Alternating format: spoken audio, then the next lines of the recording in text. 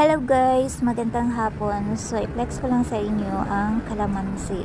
Ito yung kalamansi nung last year. So ayan, ito yung maraming bunga. At inalisan ng dahon ng aking alaga. So ayan, at this time namunga ulit siya. So ayan ang kanyang bunga, hitik sa bunga. So ganun pala dapat ang kalamansi, yung kalamansi Chinese New Year. So makikita nyo, hitik sa bunga yan.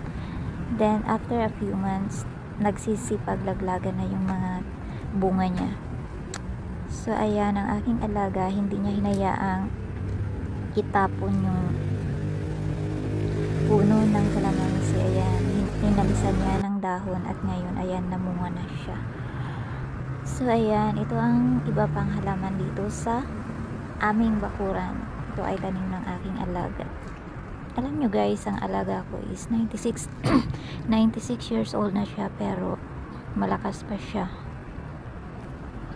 Ayaw niyang nakaupo lang. Pag okay ang pakiramdam niya, ayan, pupunta siya sa halaman niya kahit hanggang 12 ng hapon. Andyan siya, nagpapapawi siya. Kaya naman, ang kanyang katawan is healthy.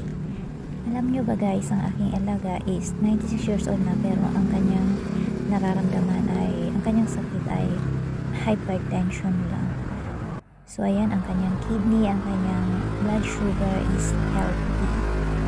So ito ang kanyang mga tanim. So ayan, makikita nyo yung maliliit na paso.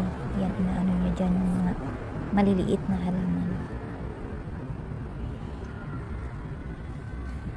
So ayan ang kanyang mga tanim.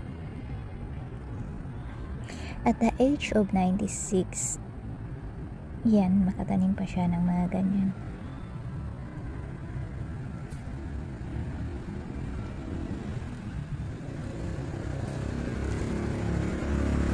So ayan, namulaklak na ang isa.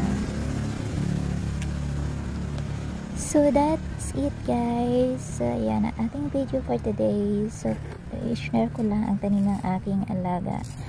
So bye bye, thank you for watching. God bless you all.